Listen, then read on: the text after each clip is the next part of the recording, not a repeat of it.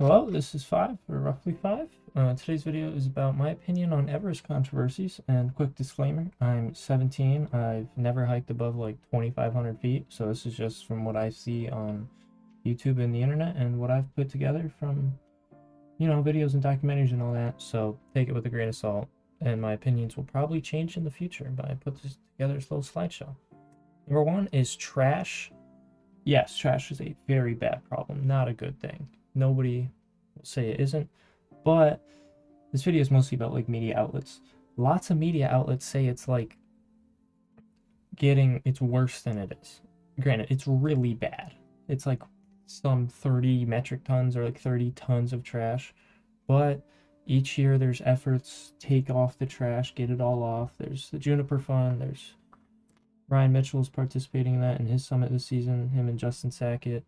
Looking forward to that, by the way. But there is efforts taking the trash off, but it does get worse every year. This is a few pictures from Camp 4. Very obviously not good, but I feel like I'm not defending it in any way, but I also feel like when it comes to leaving a tent there or like potentially risking your life when you're in the death zone, I understand why certain people do it. I get it, but I do completely think it should, anything you bring up the mountain you should take down no matter what, because this is purely disgusting and just ugh. Next up is being underprepared. This kind of goes into the underprepared rich people, but I'll get into rich people. Being underprepared, you can never be too fit for Everest. Never ever. Because just like, come on, this isn't even Everest. Anyways, unless it is. Actually, I don't care. Because all the people who, you're holding back your team, you're putting other people's lives at risk trying to save you just because you didn't prepare enough for something you spent fucking however much money on. And also not good because a lot of people, it's just, oh, it's Everest, the highest mountain in the world, it's such a big accomplishment, blah, blah, blah. Which it is an accomplishment, but it's like, you gotta train. I saw a documentary, he said you have to be in the best shape of your life and believe it, and probably and some. You always gotta be very fit, and you gotta know it. More fit than you think you need to be is probably the minimum, if you know what I mean. Because altitude will fucking hit you like a truck. Next up is the lines. The lines, this is the famous NIMS photo, I think. The lines, this photo in particular has a special story because this was like the one day that year they could go up on the south side, so it was every team was up here, which, yeah, this is ridiculous. But also, given how slow people are moving, you're taking one step, heavy breathing. Nobody's running up this mountain. Like these pictures where it's like this isn't a traffic jam as people say, it's a line, but it's not really a traffic jam. And if you get up, I mean, it gives you more time to breathe if you think about it, but nobody's running up the mountain. Nobody's, it's not as bad as people say, and it's not like this every year. Sure, there are lines, clearly. I'm not saying there isn't. And it's also overcrowding on Everest is really fucking ridiculous. But it's overhyped. Next is rich people on the mountain. Gotta love it. This is a Madison Mountaineering summit picture. Goated company, so I hear, but W picture.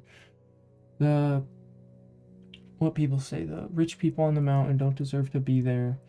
Just doing it just because they can, spending $200,000 on this expedition, and I think that is true, 100%. There are people doing that, and the rich assholes that are doing this. But also, there could be someone who spent their whole life training for this. This is their life goals, what they wanted to do. Saved all this money up over 20 years just for some loser on like Facebook to call them a loser and that they were carried up the mountain by a Sherpa and there's some rich asshole and this isn't even an accomplishment or whatever. Lastly, it's just Sherpa support. People say Sherpas carried you up the mountain. Yes, Sherpas do a insane amount of heavy lifting. They are the absolute king of mountaineers and nobody is above them when it comes to that. But you're still the one walking up there. It is still insanely difficult. It is still a completely ridiculous and slow slog up this mountain. And it is by no means not any less of an accomplishment because X amount of people have done it, or because it's not the hardest 8,000. It is a very difficult mountain. The Sherpas help you a lot, but guess what? You're paying them for that, and for most of them, that's their livelihood. That's how they pay their whole families. So it goes both ways. But you're still the one who has to walk up the mountain. You're still the one who has to do that, and it is still an accomplishment. Just because a bunch of people do something really hard doesn't make it any less hard. Everest will be the same difficulty if nothing changes technicality wise, and it's just the same system they got going now, fixed ropes all the way up, and you just Jumar up. If 100,000 people summit, or a million, or 10 people, it's the same difficulty. It's still the same level of accomplishment. Just because more people have done it doesn't mean it's not difficult. Yeah, that's 5, actually 6. If you like this type of video, that's cool. I'm trying out something new, and if you don't, I don't care. This was fun. I'm gonna do it again. So yeah.